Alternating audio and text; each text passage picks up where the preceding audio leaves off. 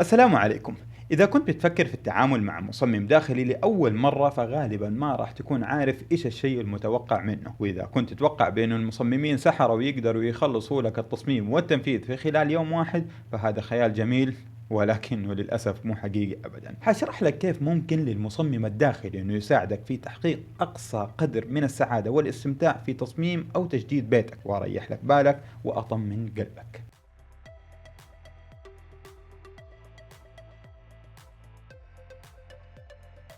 أنا ريان وسعيد، وفي هذا الفيديو حاتكلم عن بعض الأسباب اللي تخليك تتعامل مع مصمم داخلي في مشروعك سواء كان صغير أو كبير. السبب الأول: يعمل المصممون بواقعية. مهم جدا يكون عندك أحلام كبيرة في التصميم، ولكن مهم كمان يكون عندك فكرة عن القيود المفروضة على تصميمك. التلفزيون ومواقع التواصل الاجتماعي ممكن تبين في كثير من الأحيان بأنه كل شيء ممكن بغض النظر عن مساحتك أو ميزانيتك، ولكن في الواقع لكل مشروع قيود ممكن تكون بسبب الهيكل الإنشائي زي الأعمدة أو الجدران الخرسانية أو غيرها من العوامل. ممكن للمصمم أنه يساعدك في تحديد الأهداف الواقعية واللي تناسب مشروعك، ويحذرك من المشاكل المحتملة قبل ما تبدأ في أي تنفيذ أو شراء. هذا الشيء حيضمن لك تنفيذ خططك وتصميمك في حدود ميزانيتك اللي حددتها. السبب الثاني: المصممون يرون الإمكانات. المصممين ما يفكروا بس في حدود المساحة المتاحة، ولكن كمان ياخذوا في اعتبارهم الإمكانات المتاحة. سهل جدا إنك ترتب الأثاث أو تحدد مسار الحركة في المساحة المتوفرة عندك،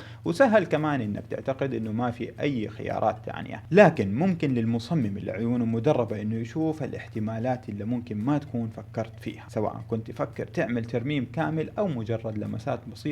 فممكن للمصمم انه يساعدك انك تحصل على افضل شيء ممكن تنفذه في بيتك. السبب الثالث: يستخدم المصممون العمليات المجربة. معرفة حدود وامكانات مشروعك هي مجرد البداية لعملية يستخدمها المصممين عشان يتأكدوا من انه المشروع ماشي بشكل صحيح من البداية للنهاية. طبعا لكل مصمم طريقته الخاصة في التنفيذ، ولكن في النهاية حيكون عند المصمم المحترف طريقة مجربة وصحيحة حتساعدك في توجيه المشروع بشكل صحيح ويتأكد من خلالها انه ما نسي اي شيء. السبب الرابع: المصممون يوفرون مالك. نعم، ممكن توفر فلوسك من خلال تعاملك مع مصمم يساعدك في إدارة مشروعك. ممكن تكون في اعتبارات مالية ما تقدر تشوفها من بداية المشروع، غير التكاليف الكبيرة المتوقعة بسبب وجود أخطاء في التصميم أو التنفيذ. ممكن للتصميم الاحترافي أنه يمنع وقوع أخطاء تكاليفها عالية، مع أنه كثير من الناس ما زالت تعتبره شيء مو ضروري ومجرد تضييع فلوس، ولكنه شيء مهم جدا ويعتبر استثمار في الاستمتاع ببيتك.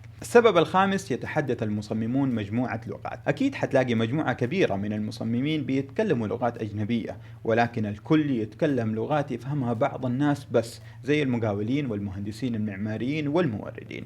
هذه اللغات انت ما راح تكون ملم بيها. التواصل هو الاساس في اي مشروع، وعادة بتصير المشاكل والاخطاء بسبب سوء تفسير كلام او طلب بسيط من احد الاطراف. يعرف المصمم المحترف كيف يوصل رؤيتك التصميمية بشكل صحيح للتجار والموردين والمنفذين، وكمان ممكن يقدم لك رسومات تفصيلية ويتابع الموضوع عشان يتأكد من ان الامور واضحة ويتنفذ التصميم اللي بتحلم به بشكل صحيح. السبب السادس: يستخدم المصممون أفضل الأدوات. يستخدم المصممين مجموعة من البرامج يقدروا من خلالها يقدموا لك رسومات دقيقة وتصورات ثلاثية أبعاد لأي مساحة. فسواء كنت تبغى تغير مكان الجدران أو تطلب أثاث، فممكن تلاقي صعوبة في تصور المخرج النهائي اللي حتكون عليه المساحة والعناصر اللي فيها بالضبط. حتضمن لك الرسومات المناسبة تجميع القطع بالطريقة والنسب الصحيحة عشان ما تضطر انك ترجع اي شيء وتعيد الشغل اكثر من مرة. يقدر المصمم المحترف يوصلك لمجموعة كبيرة من العينات والمواد اللي اختارها من قبل من الموردين المفضلين بالنسبة له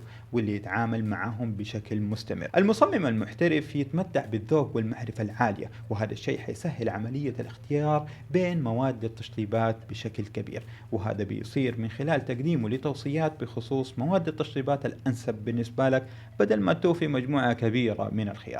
وتعتبر هذه التوصيات من مصمم متمرس ومحترف ميزة لا تقدر بثمن. السبب السابع: المصممون يوفرون لك الوقت. تصميم البيت وبناؤه وتأسيسه يشبه نوعا ما التخطيط لحفل زواج، لأنك ما راح تستوعب الكم الهائل من القرارات اللي لازم تتخذها وعدد المهام اللي حتتراكم عليك ألين تبدأ بشكل فعلي. يتدرب المصمم على توقع العقبات اللي تظهر في كل مشروع تقريبا، والمصمم الخبير في الإشراف على المشاريع المعقدة يقدر يحدد الطريقة اللي ممكن تخرج بها الأمور عن مسارها ويخطط لها من قبل عشان يتجنب المشاكل. وعلى قد ما إنه موضوع التنسيق بين طلبات المواد وتسليمها ومواعيد التجار والمركبين ومواعيدك الشخصية كمان شيء صعب جدا، إلا إنه مهم تتأكد من التنسيق بين كل هذه الأشياء بسلاسة، وإلا حيتأخر المشروع بشكل خطير. في كل مشروع ممكن ما تصير الأمور حسب الخطة، فتظهر بعض الأشياء اللي تتطلب ردود فعل سريعة، فهنا يكون المصمم حاضر لاتخاذ القرارات الحاسمة بسرعة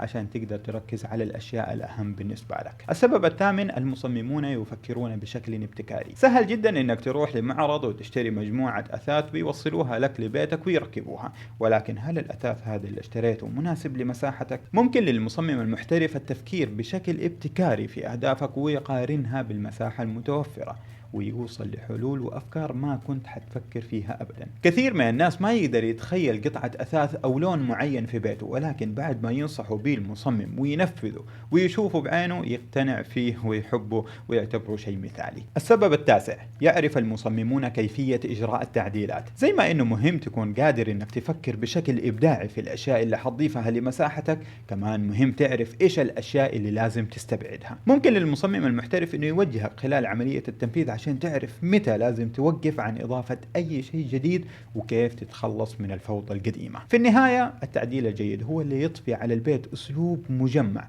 وفي نفس الوقت يحافظ على طابعه الشخصي وتفرده بالنسبة للأشخاص اللي حيعيشوا فيه. السبب العاشر، يبحث المصممون عن عامل الإبهار. هذا هو السبب اللي يخلي أي شخص يبدأ مشروع التصميم من الأساس، عامل الإبهار. كثير من الناس يلاقي صعوبة في المخاطرة، وهذا شيء منطقي، ما في أحد يبغى يغامر بفلوسه اللي تعب عليها عشان يكسبها وبعدين يخسر. مع ذلك مهم إنك تتحمل بعض مخاطر التصميم على الأقل عشان توصل للحظة الإبهار اللي تخلي المشروع فعلا حلم يستحق التحقيق. شاركني في التعليقات إيش السبب اللي تحس إنه فعلا مهم وممكن يخليك تتعامل مع مصمم داخلي في مشروعك، واللي تعامل مع مصمم داخلي في مشروعه فيكتب لنا إيش كان السبب اللي خلاه يتعامل مع هذا المصمم ويذكره لنا. إتقان فن التصميم الداخلي ياخذ جهد وسنوات طويلة، الموضوع معقد ومحسوب وعملي، لازم المصمم يكون مبتكر وأحيانا يمارس مهام مدير المشروع وأحيانا حيصير معالج نفسي كمان، وهذا الشيء حيساعد أصحاب البيوت على تحديد التصميم اللي يحلموا به